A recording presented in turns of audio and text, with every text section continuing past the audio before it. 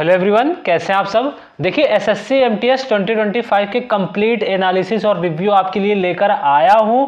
आज का जो एग्जाम हुआ इसमें बहुत ही ड्रास्टिक चेंज देखने को मिला। मतलब आप एक्सपेक्ट नहीं कर सकते कि ऐसे चेंजेस भी आपको एमटीएस में देखने को मिल सकते थे।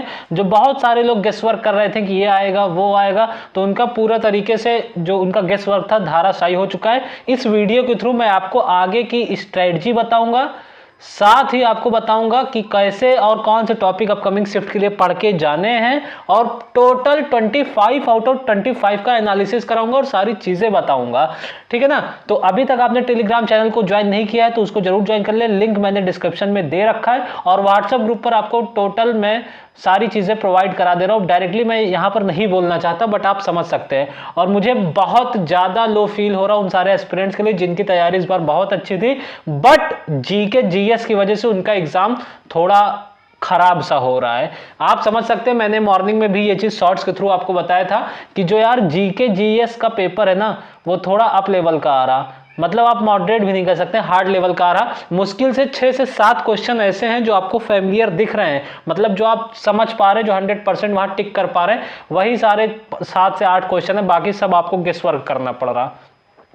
सबसे पहले हम शुरू करेंगे इंग्लिश सब्जेक्ट से। देखिए इंग्लिश सब्जेक्ट में कौन कौन से टॉपिक आज पूछे गए हैं और कौन से टॉपिक आपके अपकमिंग शिफ्ट के लिए इंपॉर्टेंट होने वाले हैं। सबसे पहली चीज आपको पता होना चाहिए, पैसेज तो आपका कल भी पूछा गया था और पैसेज आपका आज भी पूछा गया है। ठीक है ना।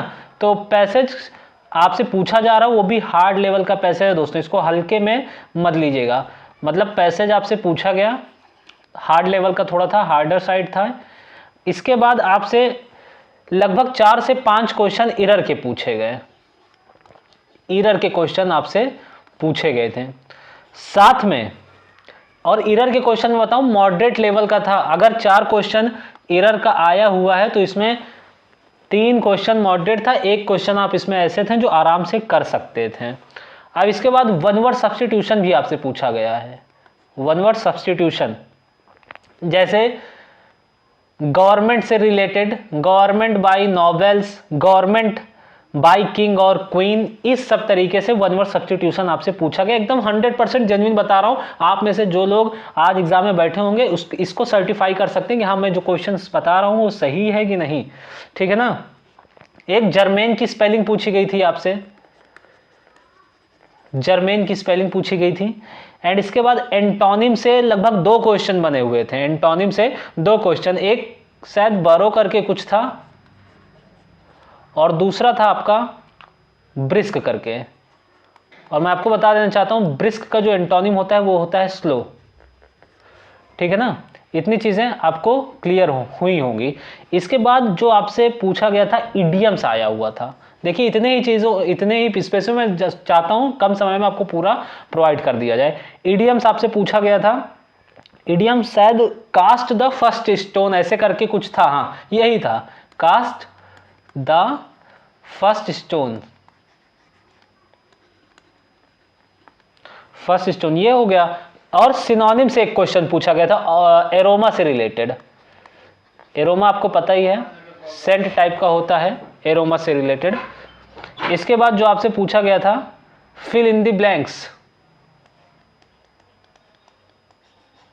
फिल इन द ब्लैंक्स भी आपसे पूछा गया था। और फिल इन द ब्लैंक्स की बात करूं तो इस पे भी फिक्स्ड प्रेपोजिशन टाइप का ही पूछा गया था, टूरिस्ट से रिलेटेड कुछ आया हुआ था।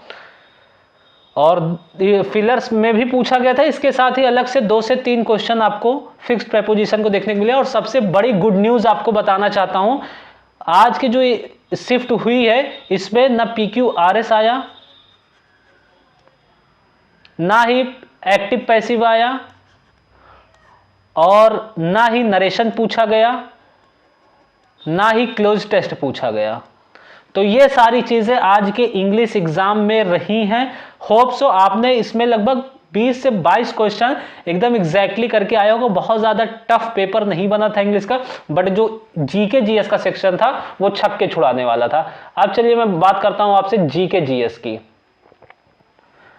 जीके जीएस में दोस्तों जो क्वेश्चन पूछा गया था, सबसे पहले मैं आपको बताना चाहता हूं फोक डांस से रिलेटेड क्वेश्चन इसमें पूछा गया है। फोक डांस से रिलेटेड फोक डांस, आपको इसको अच्छे से करके जाना है।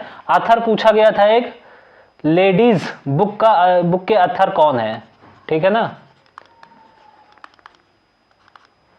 इसके बाद आपसे पंचमहल आर्किटेक्चर के बारे में पूछा गया था, और साइंस के भी क्वेश्चन इसमें देखने को मिले हैं। इसके बाद आपसे ज्योग्राफी से भी क्वेश्चन देखने को मिला है, क्रस्ट मिनरल से रिलेटेड क्वेश्चन आया था, और एक क्वेश्चन बहुत इंपॉर्टेंट है, ये है कुंभ प्रयागराज से एक क्वेश्चन पूछा गया है आपसे, कुंभ प्रयागराज से एक क्वेश्चन आपको देखने को मिला है।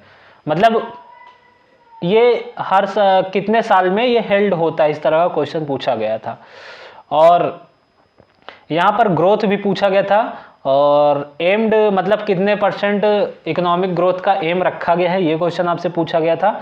स्टेटमेंट से रिलेटेड एक क्वेश्चन था, और इंडस्ट्रियलाइजेशन ट्रांसफॉर्मर से भी आपका क्वेश्चन पूछा गया था, इंडस्ट्रियलाइजेशन ट्रांसफॉर्मेशन, इससे रिलेटेड एक क्वेश्चन पूछा गया था। देखिए ओवरऑल मुझे ये बताना है आपको कि ओवरऑल पूछा क्या गया है, आगे आपको किस वे में तैयारी करनी है। हुमायूं टॉम्ब, भाई यहां से भी क्वेश्चन आपको पूछा गया है, हुमायूं टॉम्ब से रिलेटेड, ठीक है ना। हवा महल से रिलेटेड क्वेश्चन आया है, म्यूजिकल इंस्ट्रूमेंट से रिलेटेड क्वेश्चन आया है, आनंद मठ बुक, ये तो सबने कर लिया होगा, आनंद मठ बुक के ऑथर कौन है। और 1969 के पहले शायद एक क्वेश्चन ऐसा था कि 1969 के पहले कौन सी ऐसी बैंक है जो पहले से नेशनलाइज्ड थी, ऐसा क्वेश्चन पूछा गया है, ठीक है ना। चंद्रगुप्त मौर्य से रिलेटेड क्वेश्चन आया है। मैंने आपको कल ही बताया था भाई, सारी लेयर याद कर लेना, सारी लेयर पढ़ लेना, किस लेयर में क्या पाया जाता है, और वो आज क्वेश्चन पूछ ही लिया गया। फेस्टिवल से रिलेटेड करेक्ट पेयर पूछा गया है, फेस्टिवल एंड पेयर्स, और डांस फॉर्म भी पूछा गया आपसे, ठीक है ना। फोक डांस तो पूछा गया, डांस फॉर्म भी पूछा गया आपसे। ये सारे 25 आउट 25 क्वेश्चन मैंने आपको एनालिसिस करा है।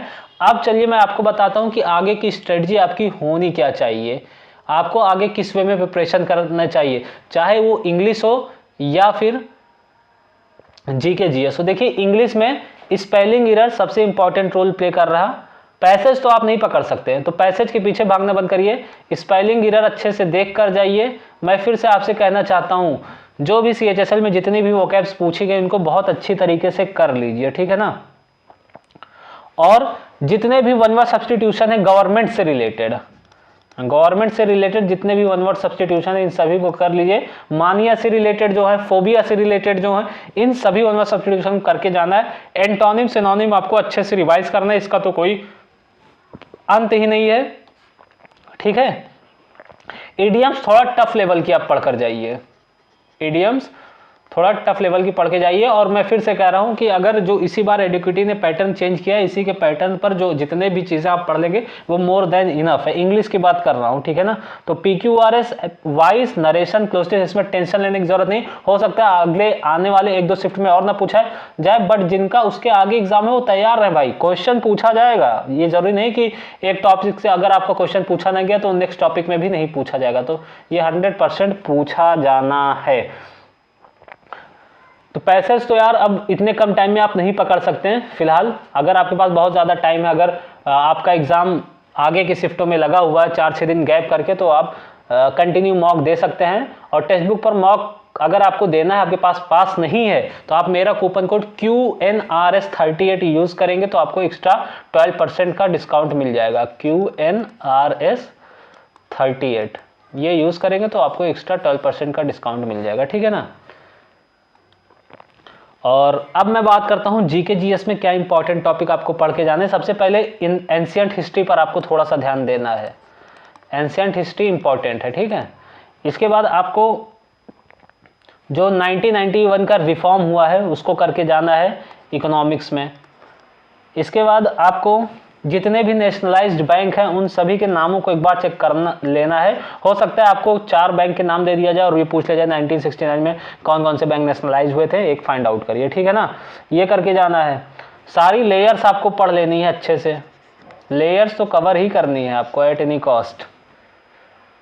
डांस फॉर्म वेरी इंपॉर्टेंट, जितने भी नॉर्थ ईस्ट डांस फॉर्म है सभी को कवर कर लेना भाई। लद्दाख, हिमाचल प्रदेश, नागालैंड, जहां जहां आप जितना भी कवर कर पाओ उतना लास्ट टाइम पे कवर कर लेना है। इसके बाद आपको सेंसस अच्छे से करना है, डीपली कवर करना है सेंसस।